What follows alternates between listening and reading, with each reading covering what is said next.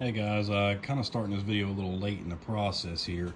I try to find some instructions from Nissan, a little paperwork that come with the scuff plates and everything. I tell you to go to a website. Right there, type in the part number and it's supposed to give you the instructions.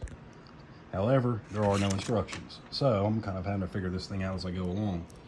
This is a rear scuff plate for the cargo area of a 2021 Nissan Armada.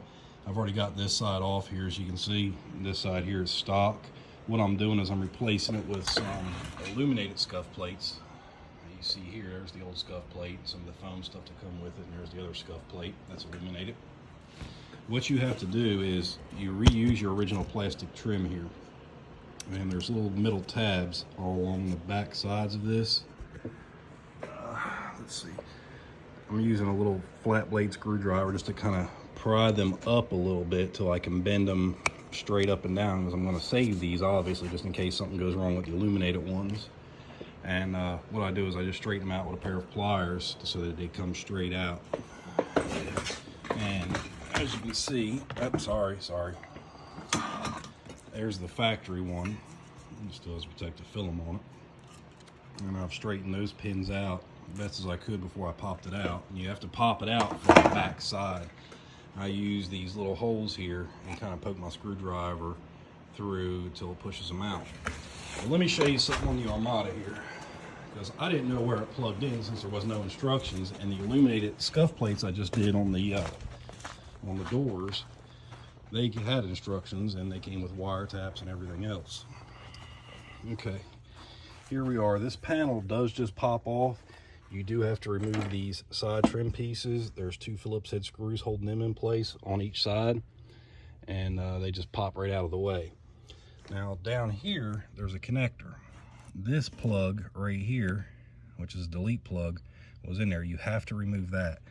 The wiring harness that comes with the kit right here, you connect your two scuff plates in the middle here, and then this will run over and plug into your factory connector, so they should work. This plastic trim piece stays intact, and of course the other piece is all the scuff paneling, what you've seen inside. So I'm going to assemble this thing and hope it works. We'll find out here in a few seconds. Okay, one more quick thing with this Armada.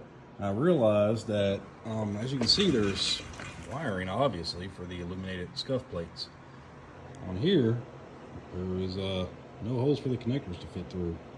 But if you look right here in the right light, you can kind of see where there's a spot that looks like you can take it out, which I have done right here using a Dremel and a razor blade. And on the back side of it, you can kind of see there's like a little square. So what I did is I actually started cutting out right in this square area and then flipped it over, and on the front I kind of followed the path of around here. I stayed of course to the inside of it because I don't want to take away any of the structural plastic. And now I have more than enough room for my wires, and with all the foam tape that they give you, all these little protective strips, what I'll do is I'll just make sure wherever the wire is going to touch at, I'll put some foam tape just to protect everything. So I got this hole cut. Let me get this hole cut out, and then we'll install the scuff plates and install them in the vehicle and make sure everything works. Be right back. Here we are. We got both lighted kick panels installed. I used two pieces of the foam tape to kind of hold the wiring in place, same on both sides. And the pigtails are inside, so let's go put it in the vehicle and see. Here we are. We got it back installed. Really can't see now because of the daylight out. What I'll try to do is get some videos of these in the nighttime. What I will note though, where the little box is here where it connects, you're gonna have to go through this tab at the bottom here because there's no room for the wire and you really don't want to pinch it off. So I ran it on the back side here and then ran it down through. The only thing left is to put the little trim pieces back on and a couple screws, and it should be done. Matter of fact, let me see if I can show you. I didn't use all the foam pieces, as you can see here. Didn't use any of the zip ties because there's really not a zip tie it to. And there shouldn't be nobody playing around up underneath here anyway. These are the trim pieces I was talking about. And they literally snap in Got one. Nope. Almost just had one screw. 2 screws.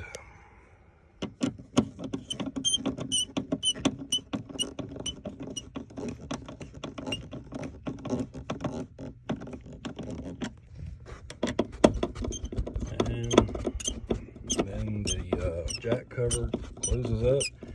The little hard cover hatch thing closes down, and your install is done.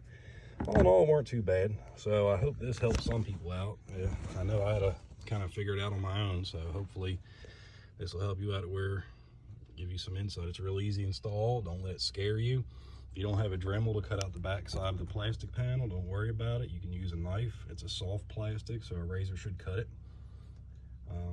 But yeah, I hope y'all enjoyed it. Thank you.